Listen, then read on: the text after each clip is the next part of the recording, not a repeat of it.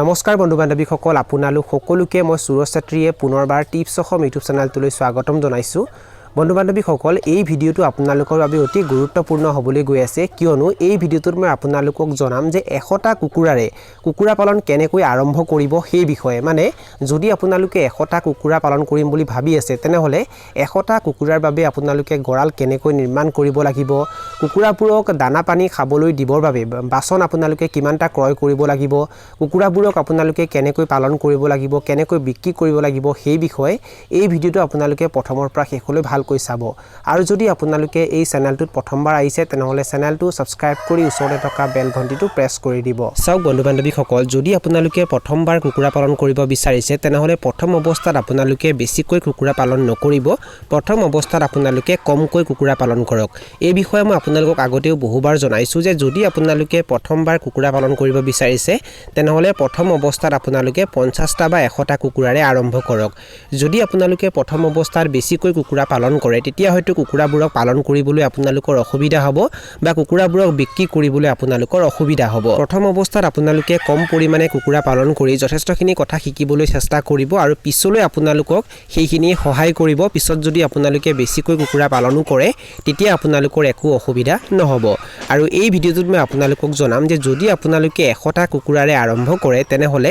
100টা কুকুৰাৰ কাৰণে আপোনালোকে গড়াল কেনেকৈ নিৰ্মাণ কৰিব লাগিব সিহঁতৰ কাৰণে দানা পানীৰ বাচন আপোনালোকে কেইটা ক্ৰয় কৰিব লাগিব সিহঁতক কেনেকৈ পালন কৰিব লাগিব লগতে কুকুৰাবোৰক কেনেকৈ বিক্ৰী কৰিব লাগিব যদি আপোনালোকে 100টা কুকুৰাৰে কুকুৰা পালন আৰম্ভ কৰিম বুলি ভাবিছে তেনেহলে তাৰ বাবে পোন প্ৰথমতে আপোনালোকে 100টা কুকুৰাক থাকিবৰ বাবে এটা গড়ালৰ নিৰ্মাণ কৰিব লাগিব আপোনালোকে বহুত বেছি টকা খৰচ কৰি গড়াল নিৰ্মাণ কৰিবলৈ কোনো প্ৰয়োজন নাই যেহেতু আপোনালোকে প্ৰথমবাৰ কুকুৰা পালন কৰিব আৰু যদি আপোনালোকে প্ৰথমবাৰ কুকুৰা পালন কৰোতে বেছিকৈ টকা খৰচ কৰি গড়াল নিৰ্মাণ কৰে আৰু যদি পিছত কুকুৰাৰ ফাৰ্মখন বন্ধ কৰিবলগীয়া হয় তেতিয়া আপোনালোকৰ বহুখিনি টকা পানীত পৰিব সেই কাৰণে প্ৰথম অৱস্থাত আপোনালোকে একেবাৰে সাধাৰণভাৱে গড়ালৰ নিৰ্মাণ কৰিব আপোনালোকৰ ঘৰত যিবোৰ পেলনীয়া সামগ্ৰী থাকে যেনে বাঁহ কাঠ খেৰ ইত্যাদি ব্যৱহাৰ কৰিও আপোনালোকে কুকুৰাৰ বাবে একেবাৰে সাধাৰণভাৱে গড়ালৰ নিৰ্মাণ কৰিব পাৰে এটা কুকুৰাক থাকিবৰ কাৰণে প্ৰায় 1 পৰা 1.5 স্কয়াৰ ফিট ঠাইৰ প্ৰয়োজন হয় আৰু যদি আপোনালোকে 100টা কুকুৰাৰে আৰম্ভ কৰিব বিচাৰে তেনেহলে তাৰ বাবে আপোনালোকে 100টা কুকুৰাক থাকিবৰ বাবে প্ৰায় 150 স্কয়াৰ ফিটৰ এটা গড়ালৰ নিৰ্মাণ কৰিব লাগিব গড়ালটো আপোনালোকে যিমান টকা খৰচ কৰি নিৰ্মাণ নকৰক কিয় কিন্তু গড়ালৰ দিশ আপোনালোকে পূবা পশ্চিমাকৈ ৰাখিব যদি আপোনালোকে কুকুৰাৰ গড়ালৰ দিশ পূবা পশ্চিমাকৈ ৰাখে তেতিয়া কুকুৰাবোৰে থাকি ভাল পাব কুকুৰাবোৰৰ মাজত বিভিন্ন বেমাৰ আজাৰ দেখিবলৈ পোৱা নাযাব আপোনালোকে কুকুৰাৰ গড়ালৰ দিশটো পূবা পশ্চিমাকৈ ৰাখিব আৰু কুকুৰাৰ গড়ালৰ ভেটিটো আপোনালোকে অলপমান ওখ ৰাখিব যাতে বাহিৰৰ পানী কুকুৰাৰ গড়ালৰ ভিতৰত প্ৰৱেশ কৰিব নোৱাৰে আৰু যদি আপোনালোকৰ ঘৰত খালি কোঠালি এনে পৰি থাকে তেনেহলে তাতো আপোনালোকে কুকুৰাবোৰক ৰাখিব পাৰে কুকুৰাৰ গড়ালটো যেতিয়া সম্পূৰ্ণ হ'ব তাৰ পাছত আপোনালোকে কুকুৰা পালন কৰিব পাৰে চাওক আপোনালোকে যে কুকুৰা পালন কৰিব আপোনালোকে কিহৰ বাবে কুকুৰা পালন কৰিব কণীৰ বাবে কৰিব নে মাংসৰ বাবে কৰিব এইটো কিন্তু আপোনালোকে প্ৰথমতে নিশ্চিত কৰিব লাগিব যদি আপোনালোকে কণী উৎপাদনৰ কাৰণে কুকুৰা পালন কৰিব বিচাৰে তেনেহলে যিবোৰ কুকুৰা কণী উৎপাদনত ভাল সেইবোৰ কুকুৰাৰ পোৱালি আপোনালোকে অৰ্ডাৰ দিব লাগিব নাইবা যদি আপোনালোকে মাংস উৎপাদনৰ কাৰণে কুকুৰা পালন কৰিব বিচাৰে তেনেহলে যিবোৰ কুকুৰা মাংস উৎপাদনত ভাল সেইবোৰ কুকুৰাৰ পোৱালি আপোনালোকে অৰ্ডাৰ দিব লাগিব এই ভিডিঅ'ত মই আপোনালোকক 100টা লোকেল কুকুৰাৰ বিষয়ে জনাম যদি আপোনালোকে লোকেল কুকুৰাৰে আৰম্ভ কৰিব বিচাৰে তেনেহলে তাৰ বাবে আপোনালোকে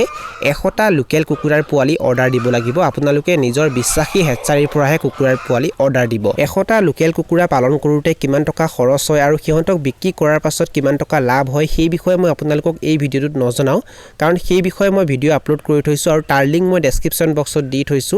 এই ভিডিঅ'টো শেষ হোৱাৰ পাছত সেই লিংকটো ক্লিক কৰি আপোনালোকে ভিডিঅ'টো চাব পাৰে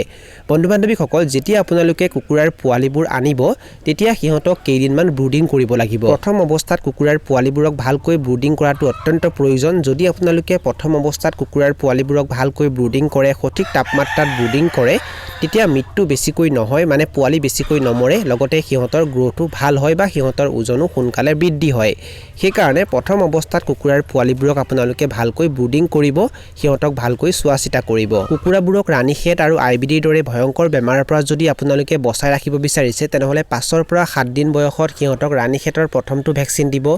12 পৰা 14 দিন বয়সত সিহঁতক আইবিডি ভ্যাকচিন দিব 21 দিন বয়সত ৰাণীখেতৰ বুষ্টাৰ ড'জ দিব আৰু 28 দিন বয়সত সিহঁতক আইবিডিৰ বুষ্টাৰ ড'জ দিব আৰু ইয়াৰ উপৰিও সিহঁতক আপোনালোকে মাজে মাজে ভিটামিন আৰু ক্যালসিয়াম খাবলৈ দি থাকিব তেতিয়া সিহঁতৰ ওজন সোনকালে বৃদ্ধি হ'ব লগতে ক্যালসিয়ামৰ অভাৱৰ বাবে বা ভিটামিনৰ অভাৱৰ বাবে কুকুৰাৰ মাজত যিবোৰ বেমাৰ আজাৰ দেখিবলৈ পোৱা যায় সেইবোৰ বেমাৰ আজাৰ আপোনালোকে কুকুৰাৰ মাজত দেখিবলৈ নাপাব কুকুৰাৰ পোৱালিবোৰক প্ৰথম 15 নম্বৰ দিনাখনলৈকে প্ৰি ষ্টাৰ্টাৰ দানা খাবলৈ দিব 15 দিনৰ পাছৰ পৰা ষ্টাৰ্টাৰ দানা খাবলৈ দিব আৰু কুকুৰাবোৰ যেতিয়া ডাঙৰ হৈ যাব তেতিয়া আপোনালোকে সিহঁতক ফিনিচাৰ দানা খাবলৈ দিব আমি আমাৰ লোকেল কুকুৰাবোৰক ফিনিচাৰ দানা খাবলৈ নিদিওঁ বিক্ৰী কৰালৈকে সিহঁতক ষ্টাৰ্টাৰ দানাই খাবলৈ দিওঁ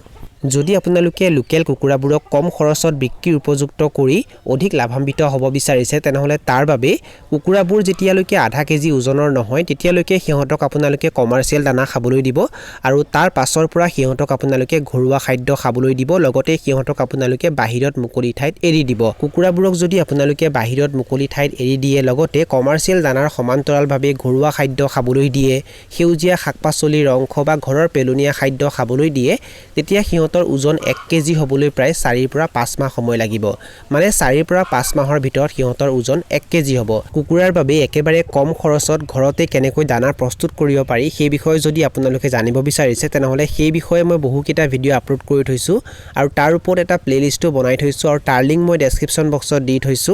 এই ভিডিওটো শেষ হোৱাৰ পাছত সেই লিংকটো ক্লিক কৰি আপোনালোকে গোটেই কেইটা ভিডিও চাব পাৰে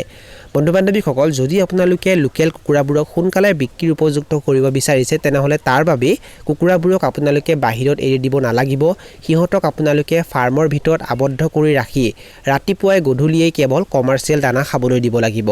যদি আপোনালোকে লোকেল কুকুৰাবোৰক ফাৰ্মৰ ভিতৰত আবদ্ধ কৰি ৰাখি কেৱল কমাৰ্চিয়েল দানা খাবলৈ দি থাকে ভাল কোৱালিটি দানা খাবলৈ দি থাকে তেনেহলে প্ৰায় 3 পৰা 3.5 মাহৰ ভিতৰত সিহঁতৰ ওজন 1 কেজি হৈ যায় কিছুমানৰ হয়তো 4 মাহ সময় লাগিব পাৰে প্ৰায় 3 পৰা 4 মাহৰ ভিতৰত গড় ওজন আপোনালোকে 1 কেজি দেখিবলৈ পাব যদি আপোনালোকে 100টা লোকেল কুকুৰা পালন কৰে তেনেহলে 100টা লোকেল কুকুৰাৰ বাবে দানাৰ বাচন আপোনালোকে 4টা ৰাখিব লাগিব আৰু পানীৰ বাচন আপোনালোকে 4টা ৰাখিব লাগিব ইয়াতকৈ বেছিও আপোনালোকে ৰাখিব পাৰে কিন্তু মই আপোনালোকক একেবাৰে মিনিমাম জনাইছো 4টা আপোনালোকে ৰাখিবই লাগিব 4টা দানাৰ বাচন আৰু 4টা পানীৰ বাচন কুকুৰাবোৰক আপোনালোকে ভালকৈ চোৱা চিতা কৰিব যাতে মৃত্যু বেছিকৈ হ'বলৈ নাপায় 100টা কুকুৰাৰ মাজত যদি 5টা মৰে তেনেহলে এইটো বেয়া নহয় কিন্তু 5টাতকৈ যদি অধিক মৰে বা 5টাতকৈ যদি অধিক মৃত্যু হয় তেতিয়া কিন্তু এইটো কুকুৰা পালনত বেয়া বুলি কোৱা হয় আপোনালোকে যেহেতু 100টা লোকেল কুকুৰা পালন কৰিব সেই কাৰণে বিক্ৰীৰ উপযুক্ত হোৱা সেই কুকুৰাবোৰক আপোনালোকে হোলসেল মূল্যত বিক্ৰী নকৰিব খুচুৰা মূল্যত বিক্ৰী কৰিবলৈ চেষ্টা কৰিব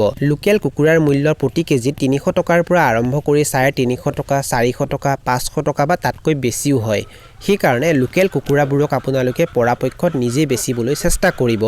যদি আপোনালোকে 100টা লোকেল কুকুৰা পালন কৰে আৰু সেই 100টা লোকেল কুকুৰাকো যদি আপোনালোকে হোলসেল মূল্যত বিক্ৰী কৰে তেতিয়া আপোনালোকৰ বেছিকৈ লাভ নহয় লাভ তেওঁলোকৰে হ'ব যিয়ে কুকুৰাবোৰ আপোনালোকৰ পৰা ক্ৰয় কৰিব আপোনালোকে আৰু এটা কাম কৰিব পাৰে আপোনালোকৰ লগত যদি 100টা কুকুৰা থাকে তেনেহলে 100টা কুকুৰাৰ ভিতৰত আপোনালোকে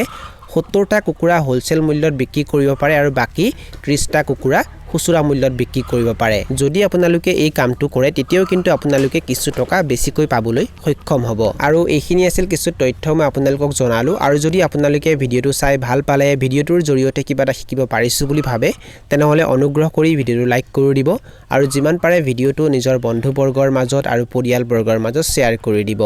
এই ভিডিওটো এইখিনিতে সামৰণি মাৰিছো ধন্যবাদ